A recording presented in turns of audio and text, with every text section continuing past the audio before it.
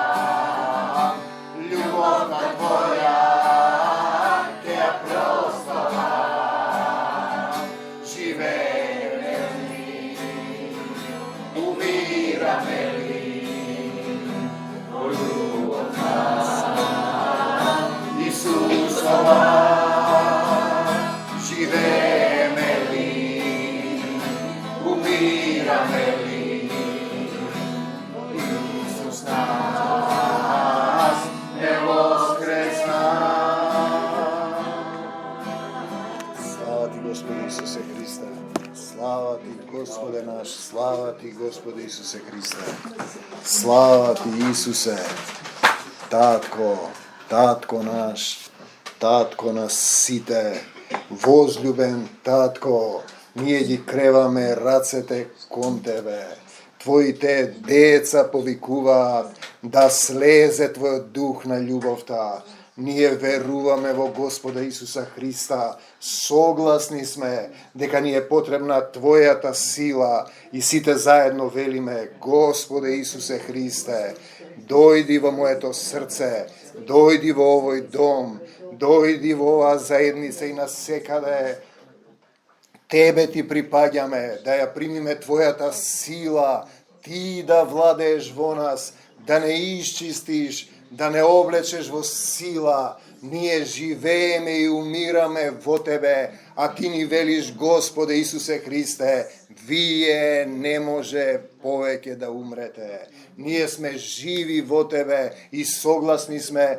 deka velime site zajedno od desната strana, ne za сатаната и смртта, да за Исус во нашите животи, да за Исус во нашите семејства, во нашите срца, се што е од Исус, нека остане кај секој еден од нас.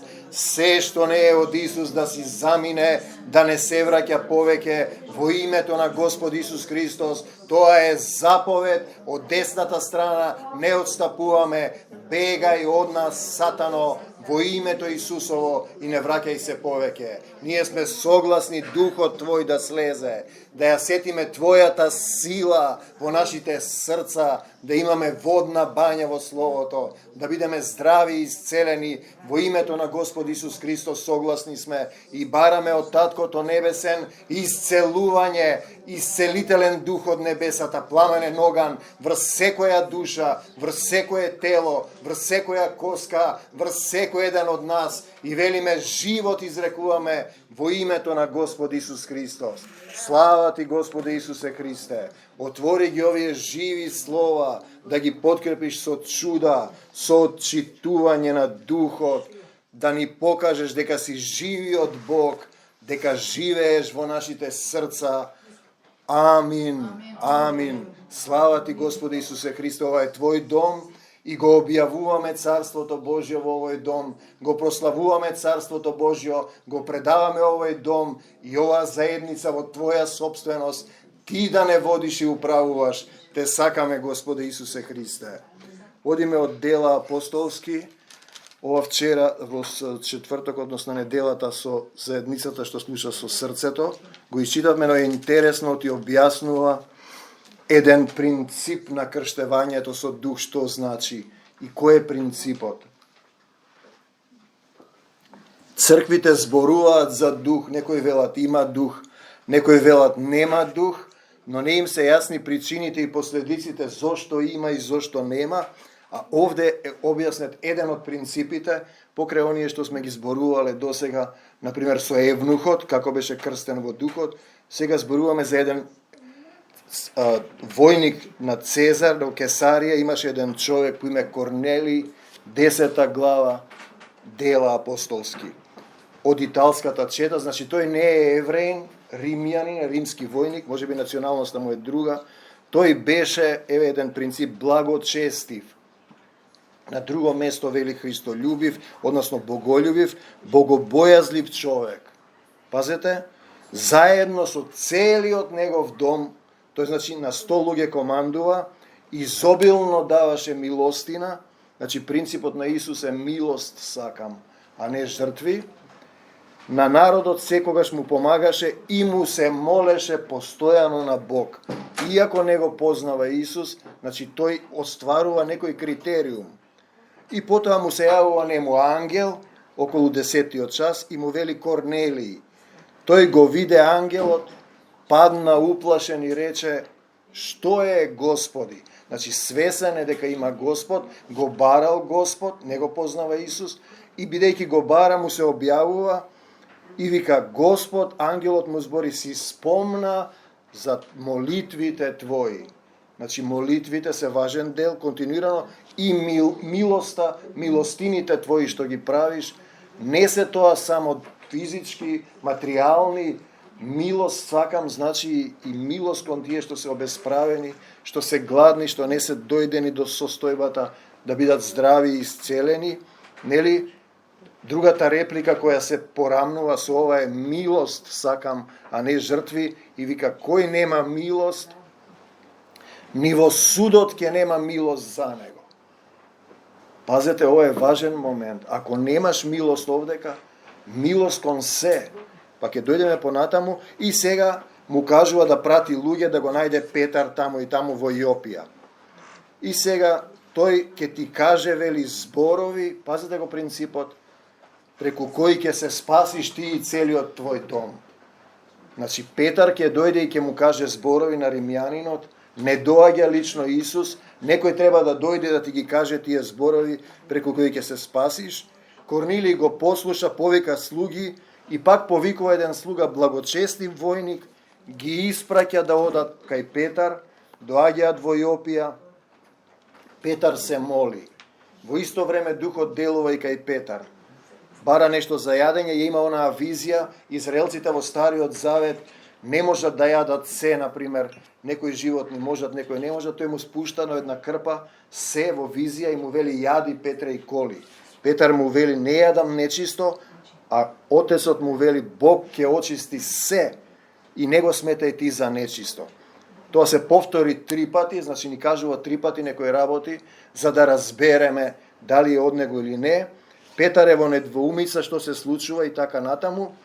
Доаѓаат луѓето пред портата кај што е Петар, прашуваат дали е тука Петар, духот му вели на Петар следно: ете те бараат тројца луѓе. Така действува духот. Ако си поврзан со Исус, стани и слези и оди со нив, не размислувај ништо.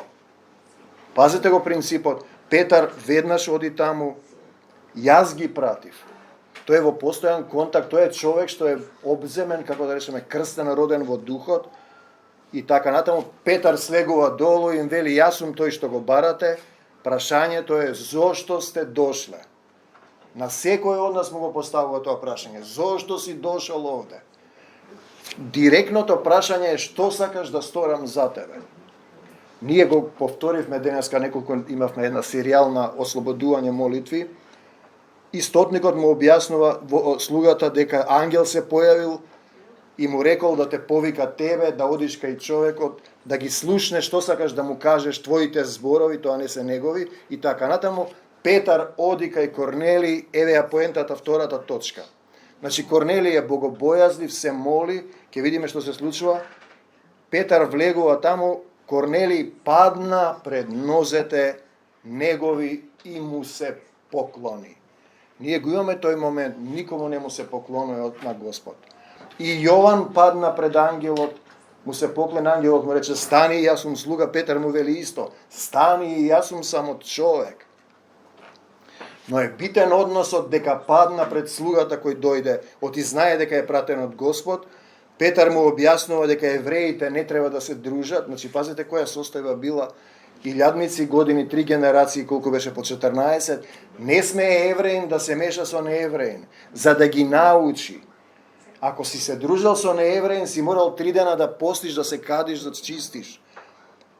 Тој вели: не смеам да се дружам со неевреин, но Бог ми покажа ни еден човек да не нарекувам поган или нечист. Ова е исто важен принцип. И дојдов без двоумење, повторно ги прашува: зошто сте ме повикале? И вас ве прашува: зошто си го повикал Исус? Што треба да направиш? Корнелиј му вели: пред 4 дена, се до овој час, постев. Уште еден принцип. Богобојазлив, милостив, постев и се молев на Бог, и се појави ангел и ми рече: молитвата ти услишана, оди таму и таму. И сега вели Петар: ние стоиме пред Бог. Овој Корнелиј му вели на Петар. Пазете го неговиот однос. Значи, одиме сега кај евнухот. Евнухот се поклони на ковчегот. Евнухот од Египет дојде во Израел. Египет е материјалниот свет, Израел е духовниот. Евнухот се поклони и на глас го читаше ова. И бараше некој да му го објасни. Значи, внатре знаеше дека не знае. Дојде Филип и Филип му вели: знаеш ли тоа, го разбираш ли што го читаш? Не рече: како ќе разберам ако нема кој да ми објасни? Сега му вели: што сакаш да направам за тебе? Ние стоиме пред Бог за да слушнеме што ти е од Бог заповедано да ни кажеш. Значи, неговата верба е дека тој човек, иако е по визија, му кажува Божји зборови да ги прифатиш. Тој однос е важен, ќе видиме зошто. За да примиш дух. Петар му вели: сваќам дека Бог не гледа на лице, туку на срце, не му е мил секој оној кој има страво почит. И тој принцип е важен. Страво почит и постапува праведно. Значи, не го познава Исус. Страво почит, тоа значи, знаеш дека ќе застанеш еден ден пред Бог. И муслиманите имаат страво почит. И будистите, и други вери, луѓе што имаат отворено срце, пазете, зашто тој не е христијанин, а прима дух, ќе видите. Значи, страво почит, знаеш дека има Бог. Ме ми објаснуваше еден муслиман: зошто да крадам од тебе, па утре да одговарам пред Господ. Сум ви го кажал тоа нешто поправа пили. И сега, значи, и постапува праведно, не правиш грев, знаеш дека гревот е лош, да лажеш, да крадеш и другите работи, да не ги љубиш луѓето, да немаш милост кон сиромашните. Во срцето ти е запишано, го знаеш тоа. Кога краде човекот се крие, кога лаже се крие, свесно, во неговото срце е запишано. И сега му објаснува како почнал Јован да крштева покајно, му ја раскажува приказната, Бог го помаза со Свети Дух и со сила Исус. Запаметете го овој збор, тој вели да те помазат со масло, ќе читаме после од овде, маслото е Светиот Дух, го помаза Исус со Свети Дух. Водата беше само маска и тој вршеше добри дела, исцелувајќи ги сите што беше ги нападнал ѓаволот. Сите ги исцелува ако ги исполниш условите. Ако го издржиш до крај целата суштина, зашто Бог беше со него, во него и така натаму, него го убија, го прикова на крст, на третиот ден се појави, пазете го овој момент, но не на сиот народ. Нема да ви се појави Исус. Туку само нам, предизбрани од Бога сведоци, во овој случај станува за учениците негови, кои јадевме и пиевме со него по неговото воскресение од мртвите. Значи, тој ќе ти прати некој Петар, ќе ти прати некој Филип, и ако односот ти е погрешен кон него, не примаш дух. Целиот проблем е во тоа, овој е важен момент, го читаат, но не го преповедаат, не го зборуваат. И сега понатаму ни заповеда да им сведочиме на луѓето, сите пророци сведочат дека кој ќе поверува во него, во Исус, да поверуваш, рековме, ќе добие простување на гревовите преку неговото име. Значи да поверувам. Рековме што значи тоа да поверувам?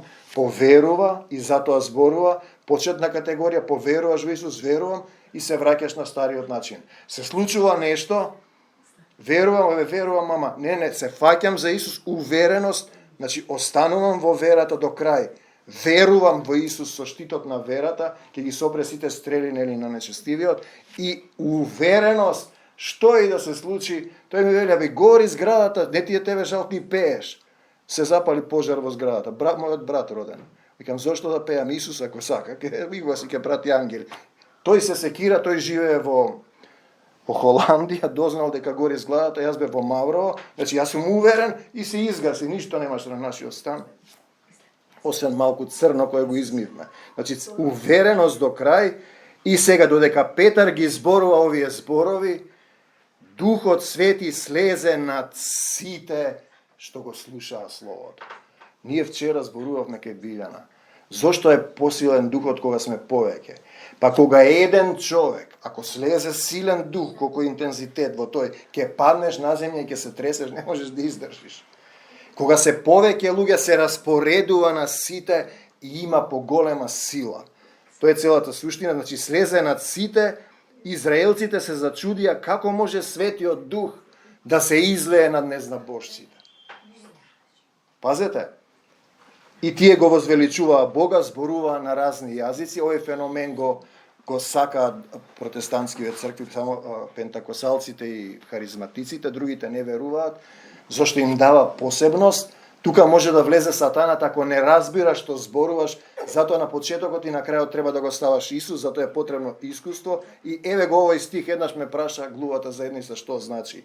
Може ли некој да ја забрани водата, се мисли на Духот, за да не бидат крстени оние во Духот Свети?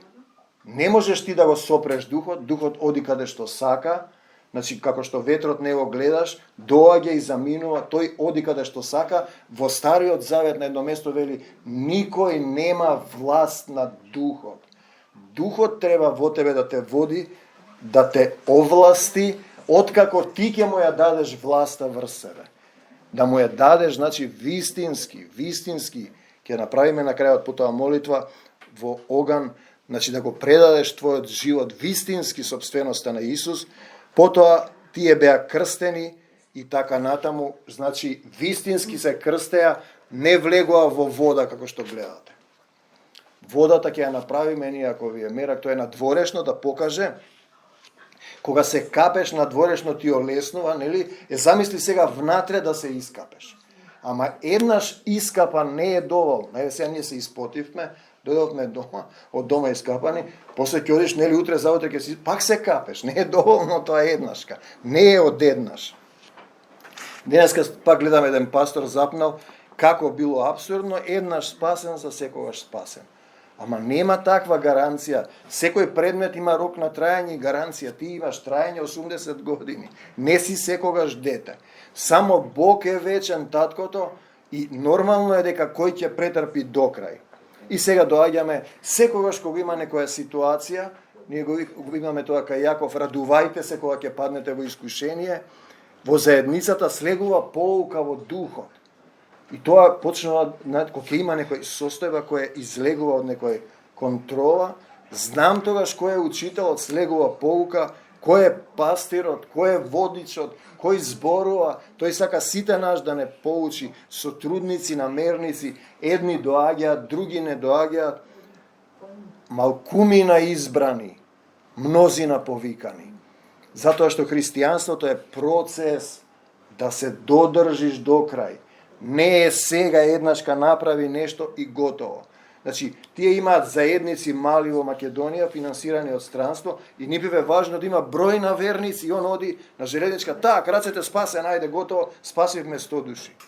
Видете, не оди тоа така едноставно, ако беше така, ќе имаше илјадници, милиони христијани. Проблемот е како вистински да се промениш. Значи, луѓето не доаѓаат, не сакаат да се променат, доаѓа само во потреба. Исус те прашува што сакаш да направам за тебе, не доаѓа на вечери, на собранија, некогаш доаѓа. Не се моли, мисли еднаш ќе се помоли, доволно е. Знаете, други недоаѓања има. Доаѓаш во заедница и се однесуваш како да е тоа некој клуб. И ние сме го дискутирале. Планинарско друштво, габарско друштво, рибарско друштво, влегуваш си, излегуваш кога сакаш. Пазете, а Исус ви вели, барајте го најнапред Царството Божјо. Мораш да работиш во градината, во Исусовото лозие. Работник бара во лозието. Не е само да седиш, значи, по инерција. И сега одиме до овој стих кој сакам да ви го споделам, она се кореспондира со Петар, дека тој отиде таму и тие клекнаа пред него како пред Бог. Петар веднаш им рече, станете, јас сум човек како вас. Ако некој од вас е болен значи без Исус, нека ги викне старешините на црквата да дојдат и да се молат за него. Јаков 5:14. Зошто го вели ова? За да воспостави некаков ред, хиерархија, да не се случува хаос. Мора некој да одредува. Не е ова како во демократија, пак се враќаме на оној момент. Изгласале таму на соборот во Никеја, Богородица да, икони да, Светиот Дух да, еднаш не, па едните имале дух, другите немале, па католиците се вратија, се пишманија, нека ги замоли да го помазат со маслиново масло, не со духот, во името на Отецот. 5:14 Јаков. Се мисли на Дух Свети и важно е тоа, ако ти е изграден односот, затоа ние зборуваме сега да застанат сите, целата заедница да помине на тој ред. Не значи дека веднаш ќе примите Дух, значи Духот доаѓа кога сака, но ти кога ќе го кажеш тој ќе се отвориш и ќе потпишеш во Духот дека му се предаваш, значи тогаш Духот на овој паднат свет што е во тебе, оти човекот без Дух не може. Ако го немаш Исусовиот Дух, го имаш Духот на овој паднат свет во срцето и тој ти врши пресија и ти кажува што да правиш, ти не ги разликуваш духовите, се водиш само од себе, штом се водиш само од себе, знаеш, прерипуваш, доаѓаш, не доаѓаш, се однесуваш, не знам како да кажам, и сега одбиваш заедништво, ја одбиваш љубовта. Кога ќе го примиш Духот, тебе ти се отвара еден дел колку што можеш да понесеш и разбираш кој што треба да работи. И тоа е целата суштина. Ако не доаѓаш, тоа е гордост, немаш љубов и така натаму. И тој вели, ако се молите со вера, ќе му помогнете на болниот. Се случува луѓе да се молат и да има помош, но не е траен исцелувањето, не е трајно. Ја исцелуваш само последицата, причината не се отстранува, го капеш малку, нели му олеснува, од тоа и пак се враќа. Суштината е да не грешиш повеќе, да не те снајде уште нешто полошо. Тоа значи комплетно да се промениш. Ке дојдеш овде и одбиваш на крајот да се предадеш. Мораш да се предадеш, ти си невестата, не доаѓаш на собранија, духот на овој свет те плаши, да му се предадеш на Исус, да го познаеш Исус, значи да го возљубиш, да живееш во љубов со Него. Кога ќе дојде духот, ти ќе се кренеш на друго ниво, ќе се одврзуваш од светот, да се оставиш себе си, тоа е реално, се оставам стариот тихо и почнувам да работам, да живеам за Исус. Тоа е целата суштина. Ја оставам оној човек што се враќа во калта и во блоеницата, дека нема, се оставам себе си, кој ја исполнува волјата на мојот Отец, ми е брат, сестра и мајка. Зборуваме за духовно роднинство, сме го зборувале ова. Имаме физичко роднинство, но на прво место ни е духовното и тие ќе приметат промена кај секој еден од нас. Вчера кај цаци керката рече од кога е дојдена, промена сеќава таа, има мир. Тоа е нешто што ти се случува, а ти остануваш на истото ниво, не се разликуваш од луѓето во светот, нели? Волјата на Отецот е да се љубиме еден со друг, треба да излезеш од светот и да примиш друг дух, да бидеме делови еден на друг, да се подучуваме едни со други, да се ги исповедаме гревовите, а ти, например, не доаѓаш, од време на време доаѓаш, имаш други обврски, светот те влече назад со обврски, немаш време, те полни со информации, мораш да испразниш се, дали сакаш да бидеш ученик, зошто сте ме повикале, вели Исус. Тој го поставува тоа прашање, тоа е првото прашање, а второто е, што сакаш да направам за тебе? Јас знам зошто сум го повикал. Зошто не можам самиот, не сум достоен, не сум способен, сум бил еден паднат, отепан, каллив човек во блуд, во грев, во блуеници, неспособен за ништо, болен бев пред 30 години. А сега нема да умрам и сум здрав и одбивам да бидам болен. Татко, покажи ми што да... Значи, зборувам, затоа сум го повикал. Што сакаш да направам за тебе? Па еве што сакам. Татко мој небесен, се враќам пак кај тебе. Тоа сакам. Ако го сакаш тоа, на добар пат си, значи, на добар пат си, да немаш лицемерно братолюбие, да го примиш Исус во срцето, кој ми е всушност во срцето мене? Ти кога ќе примиш дух, ти Исусе ќе викаш. Значи, некогаш духот доаѓа, ние го имаме тој момент. Исус 40 дена постеше, го повторуваме, се враќаме, е важно да го разберете. 50 дена постеа апостолите. Негови ученици беат, нив им треба 50 дена, бидејќи го оставија Исус и се разбега. Може духот наеднаш да слезе, ако ти си ги исполнил овие услови како Корнилиј, си бил богобојазлив, си имал стравопочит, си се поклонил, си барал да ти ги даде одговорите. Јас барав да ми даде сила да се бранам од невидливиот свет. Упорно. Срцето ако ти е право пред Бог, ако со сето срце сакаш, тоа е целата суштина. Тогаш примаш дух и наеднаш слегува. Слезе наеднаш и потоа почнав ме крена за Исус, не можев да сопрам. Не можев да сопрам Исусе, Исусе, Исусе, Исусе и до денеска го повторувам тоа. Ако некој сака да ме сопре, јас излегувам над него и викам Исусе, Исусе.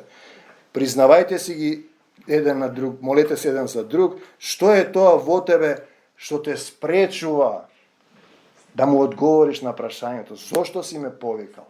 Зошто сум го повикал јас Исус и што сакаш да направам за тебе? Се важни прашања, не се тоа статистика, сега плаќаме дано. Ова е духовно прашање на екзистенција. Значи, бидете, како беше тоа, извршител на Словото, а не слушатели. Јаков се навраќам 1.22, мамејки се самите себе. Значи, само слушаш и не се променуваш. И ако седиш подолго време во исто, затоа јас велам да дојдете, да поминеме низ таа молитва за ослободување. Да видиме да не има нешто недоработено и недоразјаснето во мисловниот слој во срцето, што треба да исчекорам уште еден чекор, да го примам духот и силата. Значи, не бидете само слушатели, туку извршители на Словото, мамејки се сами себе. Сам себе, пази се. Зашто кој го слуша Словото, а не го извршува? Го слушам, а не го извршувам. Па тоа е дефиницијата на мртвата црква. Тие говорат, а не извршуваат. На Мојсеевиот стол седнаа фарисеи, садукеи, тоа е сето свештенство. Затоа тој им вели, кога се исцели, оди и кажи им на свештениците, да видат дека духот има дух, дека се во друг дух. Затоа тој на исцелените, на неколку им вели, оди ги на свештениците, принеси им дар. Пазете сега, мамејки се сами себе, значи, кој го прави тоа, прилега на човек, го гледаш собственото лице во огледало, забораваш каков си бил и си остануваш истиот човек, ќе се погледне во огледало, нели? Немојте само да слушате и со тоа да се залажувате. Слушаш, значи, не сме на радио емисија, на телевизија, исполнувајте го тоа што го чувте. Пазете сега, се работи за исполнување на љубовта, внатре да се исполнам комплетно со духот на љубовта, а потоа и на љубовта. Љубовта е исполнување на законот. Кој закон кој не држи долу да бидеме грешни. Бе молам те, Тања, исклучете го микрофонот. Ако не чиниш добро, ако не ја чиниш љубовта, Тања, ве молам, исклучете го. Ти тогаш си веќе гревот е пред вратата. Ние зборуваме за вистинско соединување во Исус. И сега ќе влеземе во тој циклус на движење на духот, да застанеме пред Исус, да ги кренеме рацете, да ги отвориме срцата и душите, да го примиме духот, да слезе духот, ќе испееме една песна и ќе влеземе сите во молитва. Значи се молиме да слезе духот, ќе слушате вие на Вибер, во Вибер групата, мандите молам една песна.